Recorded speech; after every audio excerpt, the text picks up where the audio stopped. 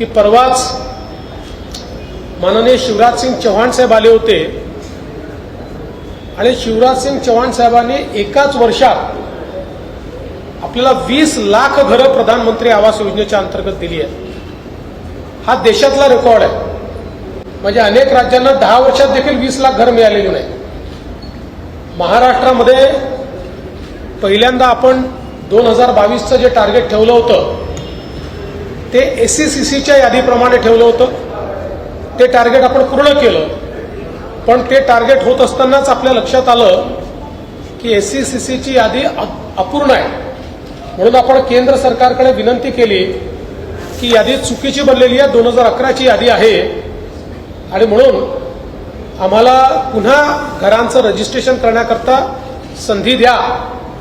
आणि मग 2018-19ला केंद्र सरकारने आवास प्लस नावाचं पोर्टल सुरू केलं, ज्यामध्ये आपण रजिस्ट्रेशन सुरू केलं आणि त्यामध्ये 26 लाख लोकांचं रजिस्ट्रेशन आपण केलेलं आहे। या 26 लाखापैकी जवळपास 20 लाख लोकांना घर देण्याचा निर्णय ऑलरेडी केंद्र सरकारने दिलेला आहे।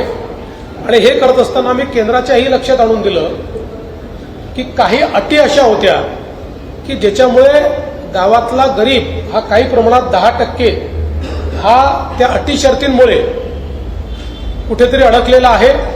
त्या सगळ्या अटी शर्ती केंद्र सरकारने आता रद्दबातल केलेल्या आहेत आणि म्हणून आता अजून एकदा रजिस्ट्रेशन करून एक फायनल रजिस्ट्रेशन आम्ही करू आणि पुढच्या 5 वर्षामध्ये या सगळ्या लोकांना त्यांचं हक्काचं घर आम्ही देऊ।